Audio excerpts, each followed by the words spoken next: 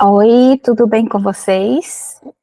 Vamos continuar os nossos estudos sobre a obra Vidas Secas. Eu sou Ana Catarina, sou professora de língua portuguesa e hoje nós vamos ver de Vidas Secas as principais temáticas e características estilísticas que podemos encontrar na obra. Então, vamos lá. Os principais temas abordados na obra: o drama da seca e da reificação, zoomorfização do sertanejo do semiárido nordestino. Reificação é quando você se transforma em objeto, tá? Você é tratado como objeto. Então, a obra está centrada no drama de uma família de sertanejos, diante dos ciclos periódicos, né, que variam entre a estiagem e a seca propriamente dita, de problemas cotidianos que vão interferir muito na relação deles e que vai retirando pouco a pouco a dignidade humana e os direitos a que eles teriam, né, como cidadãos. Eles não são considerados cidadãos de fato. Então, numa sociedade, né, em que gênero, classe, etnia é motivo para separar as pessoas, para oprimir as pessoas, para humilhar as pessoas, né? Então, para essas pessoas, o caminho também vai ser muito mais difícil. Esse mundo desconhecido do outro, né? Esse outro que aparentemente é impossível e você vai reconhecer que esse outro não está voltado para você, né? Você é um e parece que precisa se bastar nessa unidade, porque você não guarda essa interação, né, na relação com as demais pessoas. As demais pessoas não olham para você como se você fosse um ser humano, mas como se você fosse um objeto, como se você fosse uma coisa, como se você fosse insignificante, como se você não tivesse valor, como se você não fosse digno sequer de estar aqui. A infância também é uma outra temática, né? E que a gente vai ver aí a partir do menino mais novo e do menino mais velho. Então, essas crianças, esse mundo infantil, ele não é infantil na perspectiva que a gente reconhece de crianças de classe média, por exemplo, de brinquedos, de aprendizagem, de escola, de convivência, de interação, de jogos, de psicomotricidade, de trabalhar o corpo. A vida para essas crianças está longe de ser diversão, é uma vida muito pesada, é uma vida que atrofia as potencialidades que essas crianças, inclusive, possam vir a ter ou que já tenham. Então, esses meninos, no plano psicológico, são meninos completamente descartados, são tratados ali também como excomungados, como pessoas que os pais não receberam amor, não sabem o que é o amor, têm uma visão distorcida do que seja uma família de fato, naquelas condições subhumanas se transformam em bichos e tratam os filhos também como bichos, que por sua vez vão aprender a ser bichos com os filhos deles, se é que vão estar vivos para ter filhos, porque podem também morrer na caminhada, né? Então, essa capacidade criativa e inventiva que é própria das crianças, a gente não vai encontrar no menino mais novo e no menino mais velho. A violência e o autoritarismo. Mais uma vez, surge aqui a figura do soldado amarelo, mas também do patrão de Fabiano, daquele que acerta as contas, né, de forma a explorar o Fabiano, e também do próprio Fabiano em relação aos filhos, né? Então, você vê um completo descaso, a questão de quando Fabiano vai lá no vilarejo, pegar querosene, pegar feijão, em que ele percebe que as pessoas são altamente desonestas, né? Então ele se sente num mundo que não pertence a ele e que nunca vai pertencer, e que parece que ele não pertence nem pelas condições físicas, nem pela a própria ausência de condições intelectuais que ele não tem, né? E aí ele é vítima de uma violência e, ao mesmo tempo, ele reproduz essa violência, né? Essa violência na perspectiva de que, por exemplo, ele sente vontade de matar o soldado amarelo, quando ele reencontra o soldado amarelo,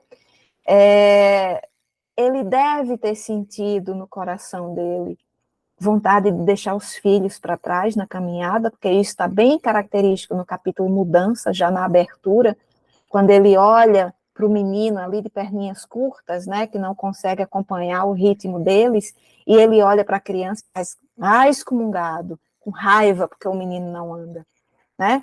Isso não quer dizer que ele seja um mau pai, isso quer dizer que ele não recebeu referências, condições, amor, subsídios, né, para passar para o outro uma relação saudável, humana, legítima e digna, né?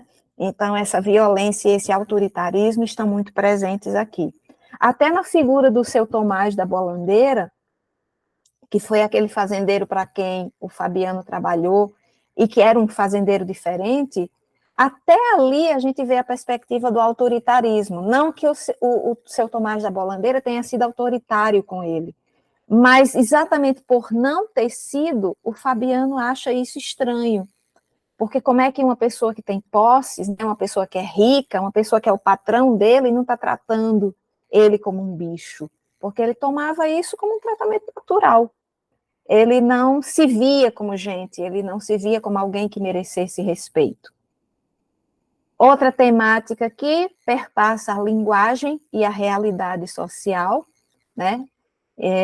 Então, essa linguagem é uma linguagem enxuta, mas, ao mesmo tempo, é uma linguagem que vai caracterizar esses personagens dentro desse fosso, desse abismo social em que eles estão, e que, apesar de tudo, ali tem um ou outro que se destaca, assim, a Vitória faz umas continhas ali de uma forma melhor do que Fabiano, ela lida com a palavra um pouquinho melhor do que Fabiano, mas são, no final das contas, eles são analfabetos, né? E como analfabetos, são completamente rechaçados e excluídos de qualquer dinâmica social e cidadã.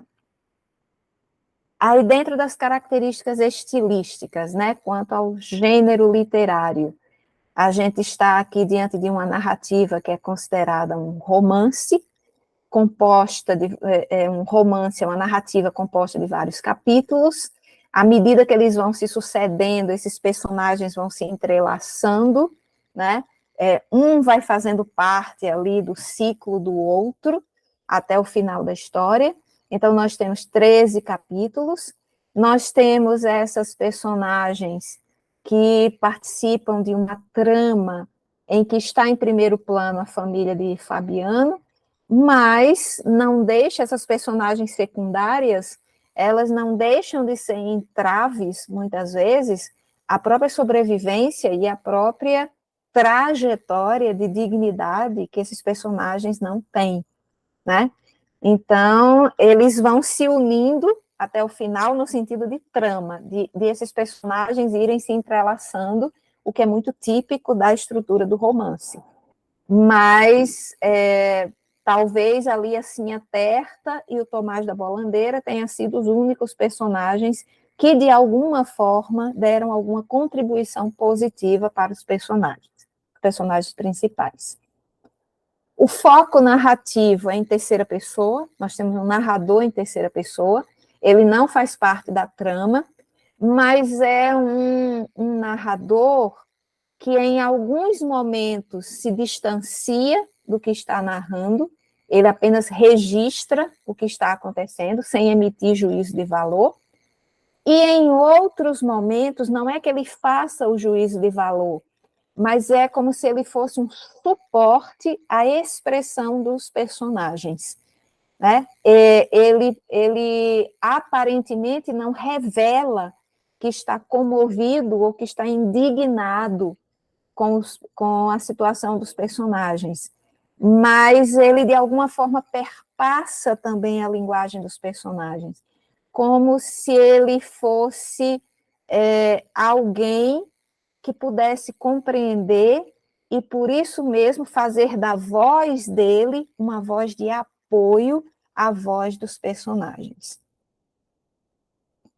O tempo, né, você tem a prevalência do tempo cronológico, porque você tem aí a marca da estiagem, a marca das aves que vêm migrando para o sul, e aí você tem, por exemplo, a volta da seca, permeada ali por um período de chuva, né? Então você tem mais ou menos ali uma questão de tempo que segue uma cronologia. Os tipos de discurso, né? Nós temos aqui o discurso direto, o discurso indireto e o discurso indireto livre. Então, o discurso direto é o discurso normalmente que é mais conhecido, né, que é exatamente aquele discurso que você apresenta a fala do personagem. E você apresenta a fala do personagem a partir de verbos, que são considerados verbos de elocução, ou também chamados de verbos dicendi, escreve dicendi, né, que são falar, dizer, afirmar. Então, fulano afirmou, 2 pontos. Fulano disse, 2 pontos. Eu não quero, disse fulano.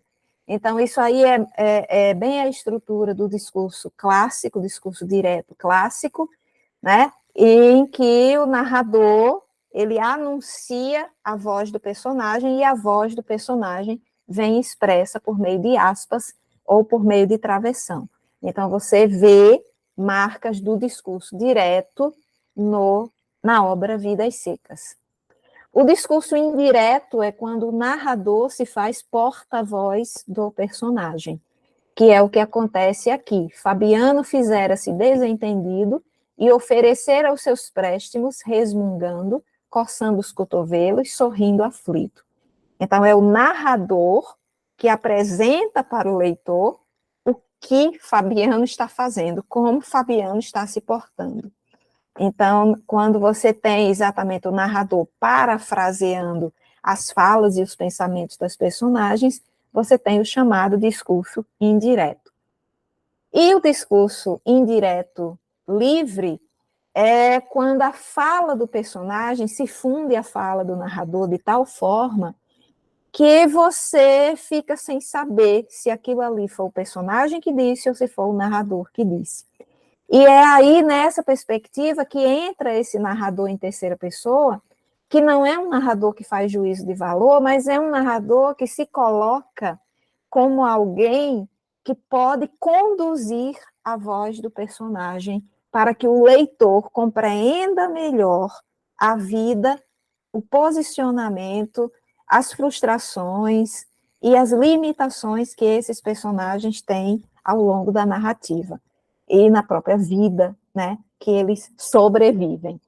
Então, aqui nós temos no finalzinho do parágrafo um exemplo, e eles, os filhos, estavam perguntadores, insuportáveis. Fabiano dava-se bem com a ignorância. Tinha o direito de saber? Tinha? Não tinha. Então, a gente não sabe aqui se isso é a voz de Fabiano ou se é a voz do narrador. Elas se fundem, elas se misturam. E elas se misturam exatamente porque, neste momento, como o narrador sabe que Fabiano não tem condições de expressar os seus sentimentos, porque ele tem muita dificuldade com a linguagem, ele faz isso, mas não como porta-voz de Fabiano, e sim como se ele fosse parte da própria alma de Fabiano, né, sendo traduzida para a gente, tá? Então, é como se o narrador aqui fosse uma ponte que pudesse traduzir o que aquele personagem, pela sua rudeza, pela sua ignorância, não consegue expressar por meio de palavras. Então, nós temos também a gradação e a plasticidade, que são duas características que a gente também identifica na obra. A gradação é aquilo que vai sendo apresentado pouco a pouco, como se fosse uma transição. Então, o fio da ideia cresceu, engrossou, partiu-se. E a plasticidade é quando você tem um apelo ao visual dentro do verbal. É como se você construísse um quadro, né? É como se você construísse uma pintura. E a gente, inclusive, já havia abordado isso quando eu falei das cores predominantes nesse quadro, que eram os tons de amarelo, laranja e vermelho. Então, na planície avermelhada, os juazeiros alargavam duas manchas verdes. A folhagem dos juazeiros apareceu longe através dos galhos pelados da caatinga rala. Né? Então, você tem a impressão de que existe aí a descrição de um quadro, de uma pintura, de uma imagem. Então, a isso a gente chama plasticidade. E aí vamos às questões. Aparentemente resignado, sentia um ódio imenso a qualquer coisa que era ao mesmo tempo a campina seca, o patrão, os soldados e os agentes da prefeitura.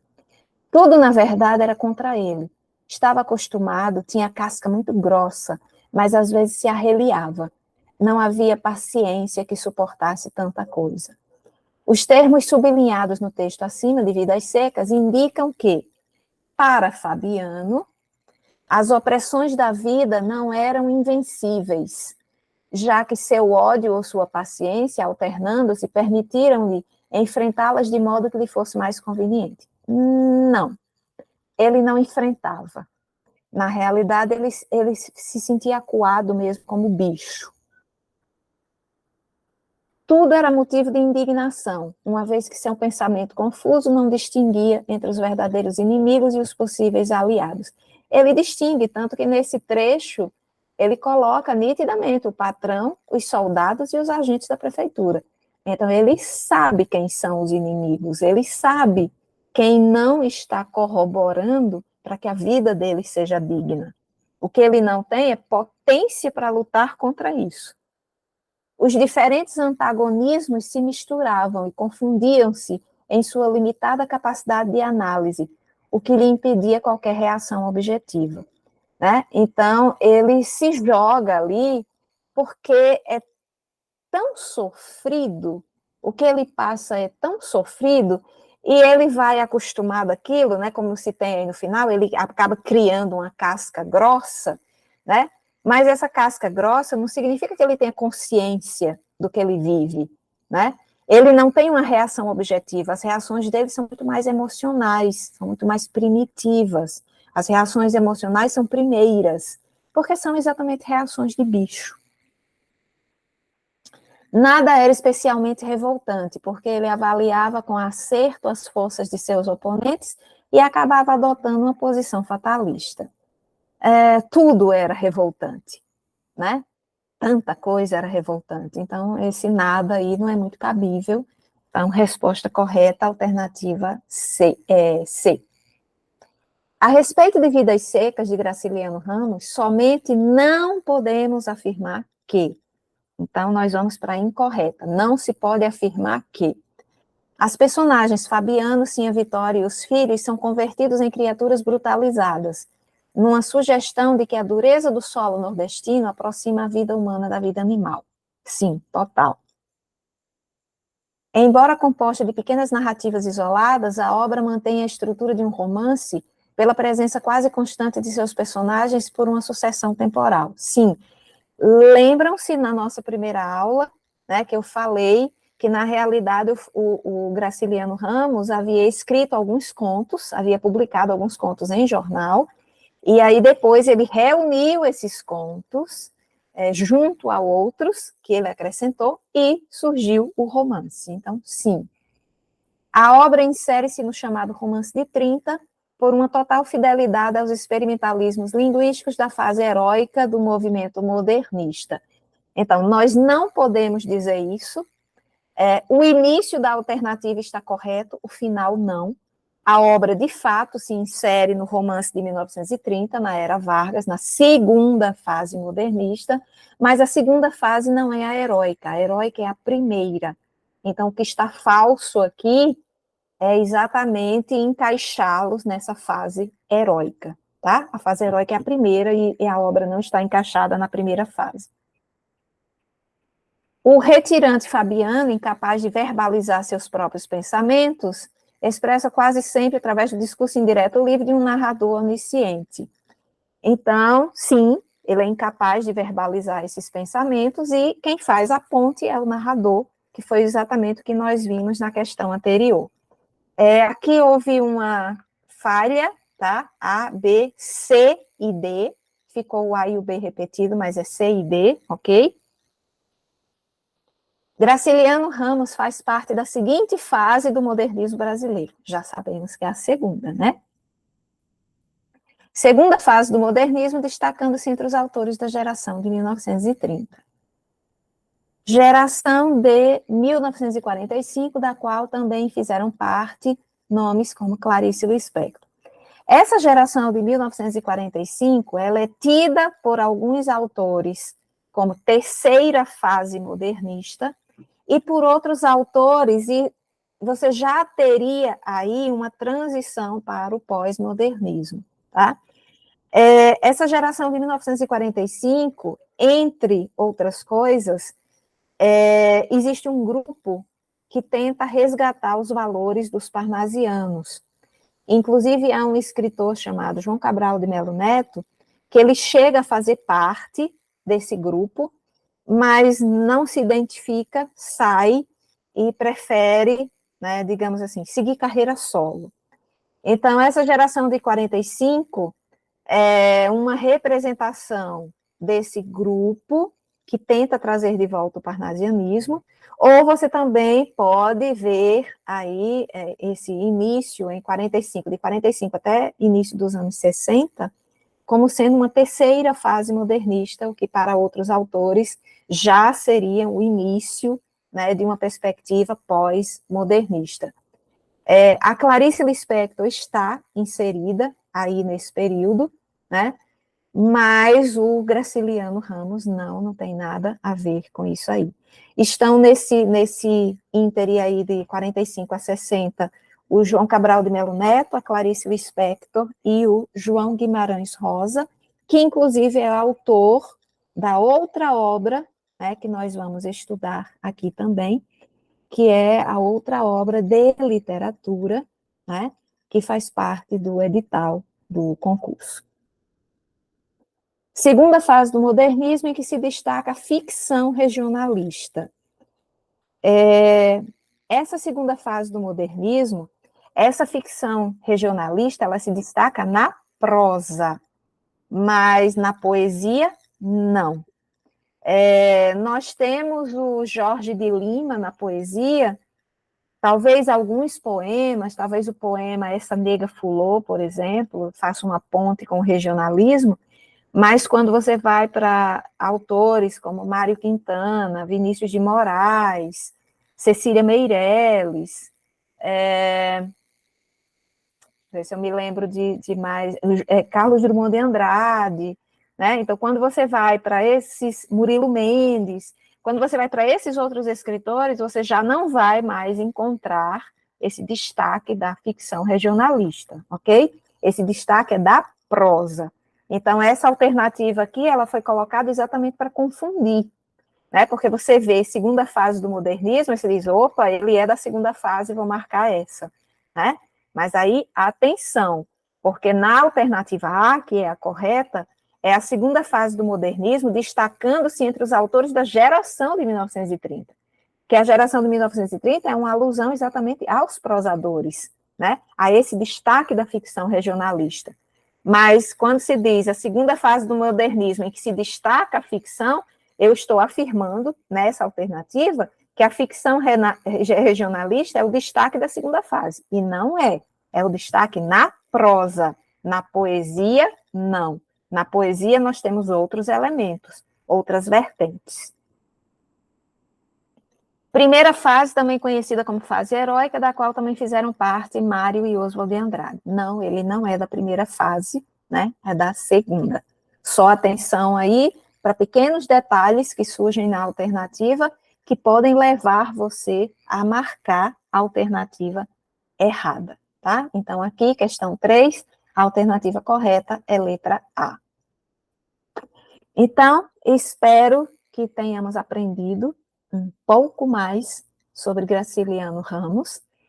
Falta apenas alguns poucos aspectos para a gente ver na obra, mas eu acredito que a partir do que a gente estudou até agora, você já tem muitos elementos para compreender a grandiosidade dessa obra literária, exatamente para os parâmetros da literatura brasileira, o porquê essa obra é um clássico da literatura brasileira, e a partir de agora vai ser difícil, né, você não relacionar, por exemplo, ouvir o nome baleia e não relacionar a cachorrinha baleia, ou você ouvir os nomes Fabiano e Sim Vitória e não relacionar a essa família representativa de tantas outras famílias que, como eles, também foram retirantes, também saíram do sertão em busca de uma vida melhor nas grandes cidades, às vezes não chegaram a essas grandes cidades, morreram no caminho,